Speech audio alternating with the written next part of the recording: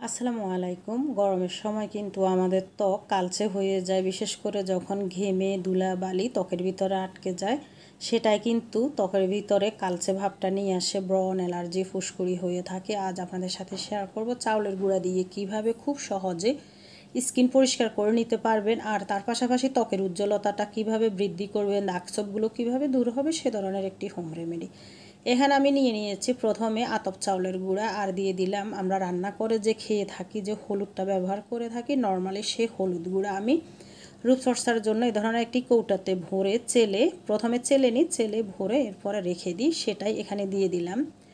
আর দিয়ে দিব এখানে আমি এখন লেবুর রস। আতপ চাউলের গুঁড়া কিন্তু আমাদের ত্বকটা গভীর থেকে উজ্জ্বল ফর্সা করে, দাগছোপগুলো দূর করে, বিশেষ করে যে ময়লাগুলো জমে থাকে সেগুলো তুলে নিয়ে আসে, স্ক্রাবিংয়ের কাজ করে থাকে। আর হলুদ দাগছোপ দূর করে, ত্বকের উজ্জ্বলতাটা বৃদ্ধি করে, ব্রণ, অ্যালার্জি, ফুসকুড়ি হওয়ার হাত থেকে ত্বককে রক্ষা করে, ত্বক চকচকে করে তুলে। দিয়ে দিলাম লেবুর রস। লেবুতে প্রাকৃতিক ব্লিচিং এর কাজ করে থাকে। লেবু আমাদের ত্বক টান টান করে, বেবিদের মতো উজ্জ্বল ফর্সা সফট করে থাকে।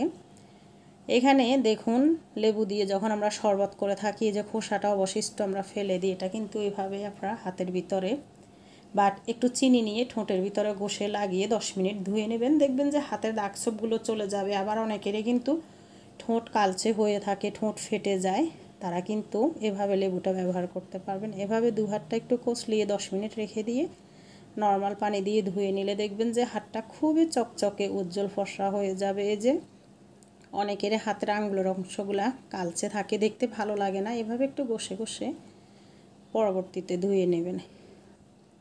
এখন দিয়ে দিলাম এখানে আমি মধু কিন্তু প্রাকৃতিক ময়শ্চারাইজার হিসেবে কাজ করে। অনেকেরই স্কিন কিন্তু খসখসে থাকে, লাবণ্যতা হারিয়ে যায়। আপনারা কী করবেন, প্রতিদিন রাতে ঘুমাতে যাওয়ার আগে সামান্য একটু মধু সমস্ত মুখের ভিতরে আলতো হাতে একটু ঘষে ঘষে লাগিয়ে নর্মাল পানি ঝাপটা দিয়ে ধুয়ে নেবেন। প্রতিদিন যদি এটি করেন, নিজের ত্বক দেখে নিজে চমকে যাবেন, ত্বকের ভিতরে একটি চকচকে গ্লো ভাব চলে আসবে এবং বেবিদের মতো নরম কোমল হয়ে যাবে। এই যে প্রাকৃতিক যে উপাদানগুলো, মধু, লেবু, এগুলো কিন্তু আমাদের ত্বকের কোনো ক্ষতি করে না। এগুলো যদি আপনারা একটু ধৈর্য নিয়ে ব্যবহার করে থাকেন, দেখবেন যে অনেকটা উপকার পাবেন। ছেলে মেয়ে উভয়ে ব্যবহার করতে পারবেন। এখন এই ফেস প্যাকটা আমি ভালোভাবে মিশিয়ে নিব। কিভাবে আমরা এটি লাগাবো, সমস্ত মুখে আলতো হাতে লাগিয়ে নিব, ঠোঁটে, নাকে আলতো হাতে একটু ঘষবো, তাহলে ব্ল্যাক হেডস, হোয়াইট হেডসগুলো উঠে চলে আসবে। অনেকেরই ঠোঁটে মরা চামড়া ওঠে, ঠোঁটটা কালচে থাকে, সেটাও দূর হয়ে দেখবেন যে একসাথে ঠোঁটটা কিন্তু গোলাপি হয়ে যাবে। এরপরে যখন 80% শুকিয়ে আসবে, আমরা সামান্য একটু নর্মাল পানি দিয়ে আলতো হাতে আবার ঘষে ঘষে এগুলো তুলে নিব। এরপর একটি সুতির টাওয়ালে বা একটি সুতি কাপড়ে ভিজিয়ে খুবই আস্তে আস্তে, কিন্তু যেহেতু এখানে চাউলের গুঁড়া আছে, আপনারা জোরে ঘষা দিতে যাবেন না, আস্তে আস্তে আমরা মুখ থেকে পরিষ্কার করে তুলে নিব। ইচ্ছে হলে গোসলের আগে আপনারা যেভাবে আমি দেখাচ্ছি, দেখুন এভাবে হাতে, পায়ে, গলায়, ঠোঁটে এভাবে ঘষে 10 থেকে 15 মিনিট বা 20 মিনিট রেখে দিবেন। এরপর নর্মাল পানি দিয়ে গোসল করে নেবেন। আর হলুদ লেবু লাগিয়ে কখনো চুলার তাপে বা রোদে যাবেন না।